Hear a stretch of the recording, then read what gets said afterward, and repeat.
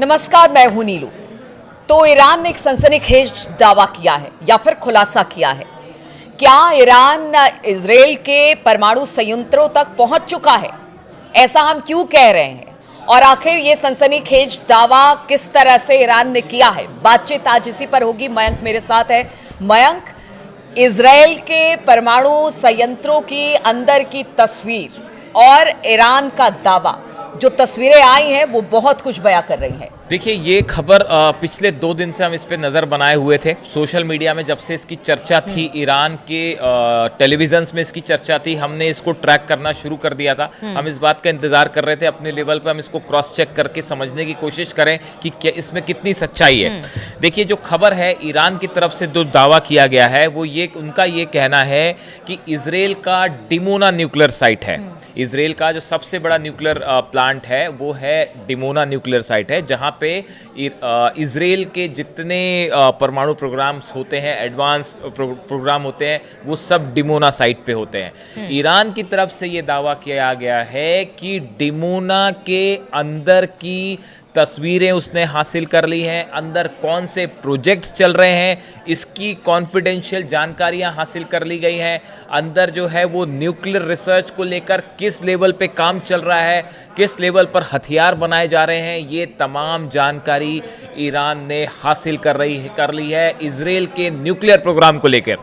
देखिए, जैसी खबरें आई, Iran state television broadcast a documentary claiming to expose confidential documents related to Israel's nuclear program। Iran के एक टेलीविज़न चैनल ने इस डॉक्यूमेंट्री को शो किया जिसमें इजराइल के इस डिमोना न्यूक्लियर साइट के बारे में विस्तार से जानकारी थी। Iran claims it has obtained sensitive information related to Israel's nuclear program. This assertion was made by Iran's intelligence minister Ismail Khatib on September 24। जो ईरान के इंटेलिजेंस मिनिस्टर हैं, इनकी तरफ से ये दावा किया गया। During the release of a 28-minute documentary, the film shows unprecedented document related to Israeli nuclear site। Iran के जो मंत्री हैं, इंटेलिजेंस मिनिस्टर हैं, उनकी तरफ से ये दावे किए गए। एक 28 मिनट की डॉक्यूमेंट्री रिलीज की गई। 28 मिनट बहुत ज़्यादा होता है 28 मिनट। इसमें देखिए, the documentary presents alleged photographs of research facility and Dimona nuclear plant in Israel. इस डिमोना न्यूक्लियर प्लांट के अंदर की तस्वीरें हैं जो बेहद हैरान करने वाला है, जिसमें आप देख सकते हैं, जो ये हमने देखी है डॉक्यूमेंट्री और इसकी इमेजेस भी देखी जो अवेलेबल है। अंदर साइंटिस्ट काम करते दिख रहे हैं, जो कि बेहद हैरान करने वाला है कि कैसे डिमोना न्यूक्लियर साइट एक ऐसी जगह है इजराइल की जो सबसे कॉन्फिडेंशियल है। और अगर आपको याद हो, जो 12 दिन की जंग थी उसमें इजराइल के लिए सबसे बड़ी चिंता की बात थी कि कहीं डिमोना न्यूक्लियर साइट पर ईरान की कोई मिसाइल ना गिर जाए। डिमोना न्यूक्लियर साइट की सुरक्षा के लिए इजराइल ने एड़ी चोटी का जोर लगा दिया। थार्ड सिस्टम लगा दिए गए थे, पेट्रियट लगा दिया गया था, आयरन डोम लगा दिया गया था, एरो लगा दिया था। 4 लेयर का एयर डिफेंस सिस्टम सिर्फ डिमोना को बचाने के लिए लगाया गया था, ताकि ईरान की जो मिसाइल्स गिर रही थी, उनको रोका जा सके। जो गदर मिसाइल गिर रही थी और उसने गदर मचा रखी थी, तो जो इजराइल में वो कई मिसाइल उस पे ना गिर जाए। बहुत बड़ा ग्लिच है कि आप सोचिए कि वहां के अंदर परमाणु संयंत्रों के अंदर से तस्वीरें आ गई, वो भी 27-28 मिनट की पूरी फुटेज। तो ये बड़ी चूक है, कह सकते हैं इजराइल की तरफ से। It also claims to reveal a significant number of strategic documents and personal information concerning 189 Israeli researchers and specialists। इतना ही नहीं, इस न्यूक्लियर प्लांट में 189 जो इजरायली साइंटिस्ट और रिसर्चर्स काम कर रहे हैं, उनकी पूरी डिटेल भी ईरान ने हैक कर ली है, वो हासिल कर ली है। अब देखिए, ये अपने आप में एक बहुत बड़ा दावा है। इसमें कितनी कंफर्मेशन है इसके बारे में जो जानकारी है, देखिए, ईरान की तरफ से ये कहा गया है कि हमारे एक एजेंट ने ये चीज़ें भेजी हैं। क्या इसका ये मतलब है कि इजराइल के न्यूक्लियर प्लांट के अंदर ईरान का कोई एजेंट पहुंचने में कामयाब हो गया है। अगर ऐसा है तो इजराइल के लिए इससे बड़ा झटका कोई नहीं हो सकता। ये खबर जैसे ही बाहर आई, पूरे इजराइल में इसको लेकर सनसनी है, खासकर मोसाद में, जो इंटेलिजेंस एजेंसियां हैं उसमें, और जो न्यूक्लियर तो इसको लेकर एजेंसी क्या है। किसी तरह का कोई बयान अब तक इसराइल की तरफ से? देखिए, अब इसकी में अभी इजराइल की तरफ से कुछ खास बयान इस बारे में नहीं आया है, ऑब्वियसली, क्योंकि उनका जो है न्यूक्लियर साइट के बारे में बात हो रही है, तो इजराइल की तरफ से बयान नहीं आया है। लेकिन ईरान ने एक प्रकार का, देखिए अभी ये खबरें आ रही हैं कि ईरान और इजराइल का फिर से युद्ध हो सकता है, और बहुत करीब है। जैसे जिस तरह की खबरें थी, इसको लेके एक बड़ा हमने जो बात आपको बताई थी पिछला, कि जो B-2 बॉम्बर्स अमेरिका से उड़े वो कहाँ गए, क्या वो कतर में लैंड हुए हैं? ये मैं सिर्फ सवाल पूछ रहा हूँ, कंफर्मेशन नहीं दे रहा, क्योंकि इस तरह के चर्चाएं हैं कई जगह पे कि जो B-2 बॉम्बर्स फ्लाई किए थे,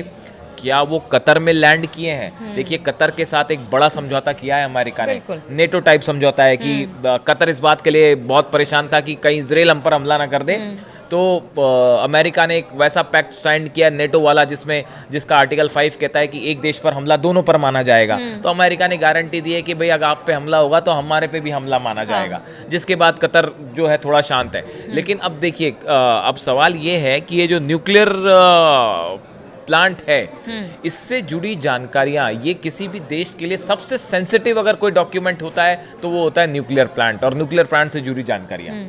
ये अगर बाहर लीक हो गई हैं और ईरान यहाँ तक पहुँच गया है, तो ये अपने आप में इजराइल की सिक्योरिटी के लिए अपने आप में एक बहुत बड़ा थ्रेट है। देखिए, ये 12 दिन की अगर जंग जैसी हुई, उसमें हमने देखा कि जो मिसाइल्स टारगेट, उसमें अगर डिमोना फिर से होता है, तो ऐसे सिचुएशन में अगर ईरान ने डिमोना पर कोई हमला कर दिया, जिस तरह से इस्फहान, फोर्दो और नतांज पे हमले हुए, अगर ऐसा हमला डिमोना साइट पर हो गया तो क्या होगा? ईरान का न्यूक्लियर प्लांट जो पावर यूरेनियम है, और जो प्लांट है वो तो जमीन से सैकड़ों फीट नीचे है, 1000 फीट से ज्यादा की गहराई पर फोर्दो में काम हो रहा था। लेकिन डिमोना में ऐसा नहीं है। जैसा बताया जाता है कि Dimona is not an underground plant, वो ऊपर ही काम हो रहा है उस पे। अगर ऐसे में उस पे हमला हो जाता है, देखिए हमले के बाद जिस तरह से टाइमिंग भी इसकी बहुत बड़ी बात है, कि मतलब ऐसे समय पर जबकि टेंशन इस वक्त इजराइल और ईरान के बीच में पहले से ही है, और बहुत सारी तमाम बातें भी इस बीच में निकल कर सामने आ रही है, ऐसे समय में इसको रिलीज करना या जारी करना या इस तरह की बातें सामने आना, मतलब बहुत बड़ी चुनौती के तौर पर से देखा जा सकता है। इजराइल कह रहा है कि exclusive image from N intelligence agent, जो ईरान का दावा है कि हमारे एक एजेंट ने हमको ये चीजें भेजी हैं,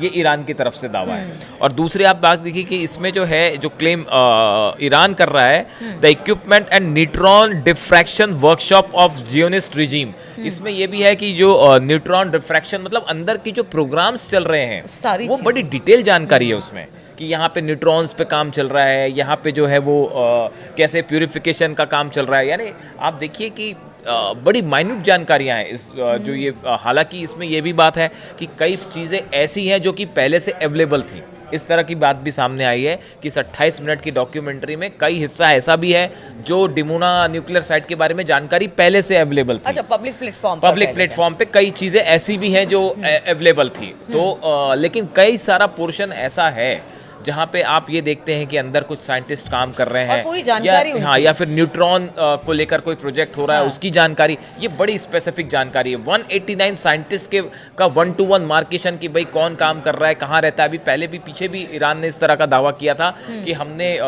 जितने परमाणु साइंटिस्ट हैं, जितने आर्मी ऑफिसर्स हैं इजराइल के, उन सब की पर्सनल जानकारियां हैक कर ली है, और जरूरत पड़ेगी तो हम उन्हें टारगेट करेंगे। ये अपने आप में बड़ा क्लेम था, और उसके बाद ईरान के इंटेलिजेंस मिनिस्टर की तरफ से ये क्लेम करना इस बात को और गंभीर बनाता है, पुख्ता करता है कि भाई ये क्लेम कोई ऐसा नहीं है कि बात सिर्फ मीडिया में आके रह गई। ईरान के मिनिस्टर की तरफ से ये क्लेम किया गया है। और देखिए, अभी हालात ऐसे हैं कि जहाँ तक जंग का सवाल है, हमने आपको जब कल बात बताई थी कि परसों रात को ईरान में जैसी ये खबर आई कि B-2 बॉम्बर्स फ्लाई किए हैं, उसके बाद पूरे ईरान में अलर्ट कर दिया गया। नेवी, मिलिट्री सब जो है वो अलर्ट पर हो गई।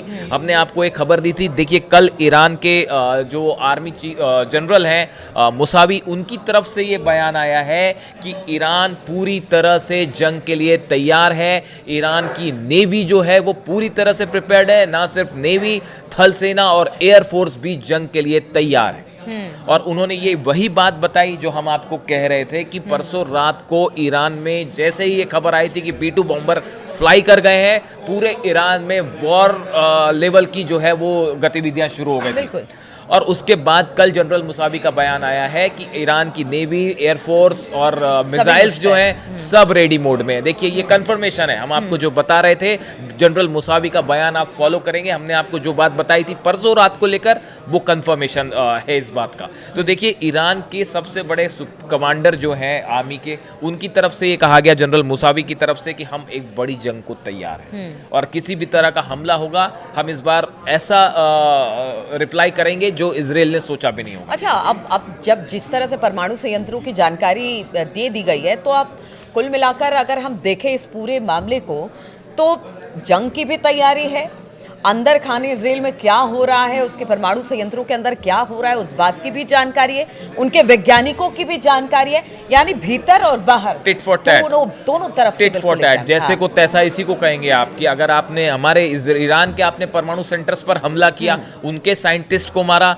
ईरान ने आपके सब साइंटिस्ट हैक कर लिए, सब जितने आपकी इंफॉर्मेशन थी वो सब निकाल ली ईरान ने, और डिमोना के अंदर क्या क्या चीजें हो रही हैं इसका भी दावा किया जा रहा है। ये बिल्कुल वैसा ही है, इसको जो कई सारे एक्सपर्ट इस तरह से जोड़ के देख रहे हैं कि भाई आपने ईरान के साइट्स तबाह किए, इन्होंने आपके साइट्स की इंफॉर्मेशन निकाल ली, आपने उनके साइंटिस्ट को टारगेट किया, इन्होंने आपके साइंटिस्ट को टारगेट कर रखा है। यानी अब अगली जो जंग होगी, देखिए ये जो स्थितियां बन रही है मिडिल ईस्ट में, इसमें एक बात तो ये साफ हो चुकी है, देखिए जंग कब होगी इसका प्रेडिक्शन कोई नहीं कर सकता, ये तो हालात पे डिपेंड करता है कि क्या होगा, लेकिन हालात बहुत तेजी से ये बता रहे हैं कि एक बड़ी जंग फिर से छिड़ सकती है, क्योंकि ईरान के न्यूक्लियर प्रोग्राम को लेकर कोई समझौता नहीं हो पा रहा, जिसकी उम्मीद ही खत्म है। ये तो खामेनेई साहब पहले से कह रहे थे कि ये कोई फायदा नहीं होगा बात करने का, और अंततः वही बात सच साबित हो रही है। ऐसी सिचुएशन में अगर अब जंग होती है तो ये जो 12 दिनों की जंग थी जिसमें हमने देखा कि दोनों तरफ से हमले हो रहे थे और 12 दिन बाद जंग खत्म हो गई, अब ऐसा नहीं होगा।